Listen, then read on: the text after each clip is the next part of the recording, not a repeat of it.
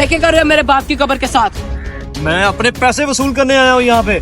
कौन से पैसे? और ये कैसा तरीका है पैसे वसूल करने का? तुम्हें शर्म आनी चाहिए। कौन भला कब्र खोद कर पैसे वसूल करता है? शर्म वाली बात हमसे ना करो। अगर इतनी शर्म होती तो अपने बाप का कर्जा अब तक हमें दे देते तुम। कर्जा? जब जनाजे के टाइम ऐलान कराया था तब तुम कहाँ थे? जनाजे के वक्त हम सिर्फ तुम्हारे बाप की इज्जत की खातिर चुप रहे हैं। और हाँ, तुम्हारे चाचू ने पैसे देने की हामी भरी थी, लेकिन अब वो भी मुकर रहा है। आज हम ये कब्र खोद के पैसे लेके जाएंगे। उमर भाई प्लीज रुक जाए, मैं आपके आगे हाथ जोड़ता हूँ। और मेरे अब्बू ने आपका कितना कर्ज देना है वो भी मुझे बता दें। हमने तेरे बाप से 7 लाख रुपया लेना है। अगर फिर भी तुम्हारे दिल में कुछ शक व शुबा है तो अपने चाचू से पूछ लेना। हम यहाँ से पैसे लेके जाएंगे। रुक जाए उमर भाई, मैं अपने चाचू से कंफर्म कर लेता हूँ। अगर उन्होंने कहा कि हमने आपको पैसे देने हैं तो मैं अपने बाप के कर्ज अदा कर दूंगा। हमारे पास सिर्फ आज शाम तक का वक्त है। अपने चाचू से कंफर्म कर लो और शाम तक हमें जवाब चाहिए। शाम तक का टाइम है तुम्हारे पास, हमें हमारे पैसे चाहिए। चलो चलें। और कौन है भाई? सब्र करो, आ रहा हूँ। अहमद, आप बेटा पैर क्यों खड़े हो? अंदर आ जाओ। नहीं नहीं चाचू, अंदर आने का टाइम नहीं है, मुझे बहुत जल्दी है और मैंने आपसे जरूरी बात करनी है। ऐसी कौन सी बात है जो आप जल्दी में हो? तो असल में बात ये है,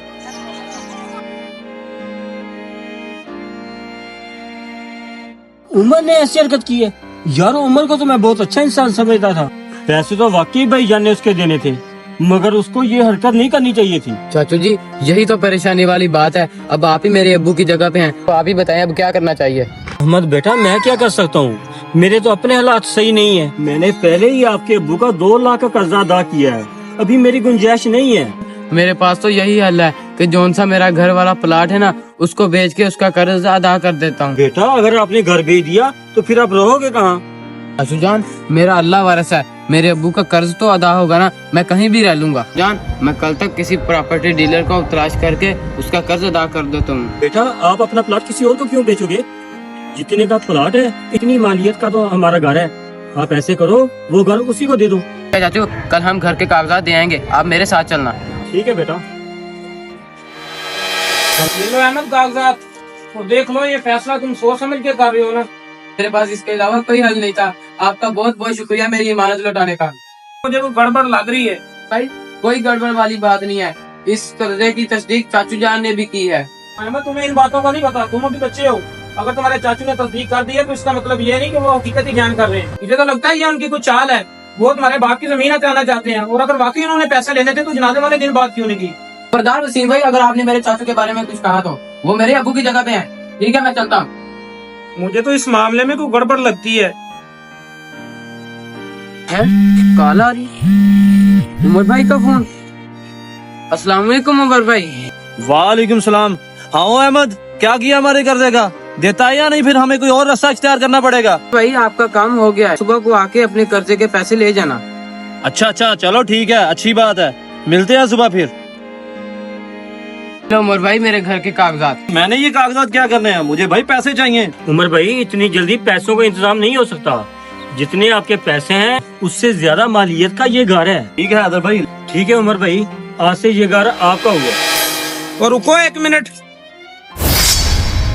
अहमद, असल हकीकत मैं आपको बताता हूँ, आपके साथ धोखा हो रहा है। धोखा? कैसा धोखा और कौन सी हकीकत?